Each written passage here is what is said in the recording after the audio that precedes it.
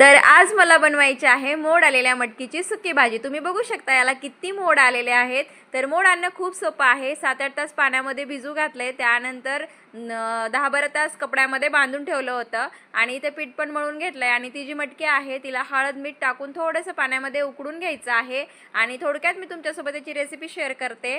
या कढईमध्ये ना मी थोडंसं तेल टाकून त्यामध्ये जिरं, मोहरी, कांदा, लसूण टाकलेला आहे आणि त्यासोबतच हे जे बेसिक मसाले आहेत ते टाकत आहे। हळद, मीठ, मिरची पावडर आणि थोडासा कांदा लसूण मसाला टाकलाय। आणि हे जे टोमॅटो आहे हे थोडंसं जाडसर कट केलेलं आहे ते सुद्धा मी याच्यात टाकून घेतलंय।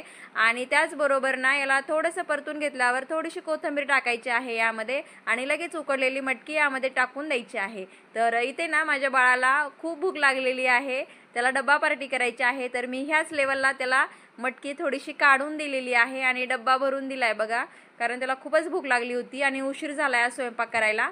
तर चला आता स्वयंपाक वगैरे झाला आणि म्हटलं चला थोडंसं बाहेरून यावं, मला मिरच्या तोडायच्या होत्या।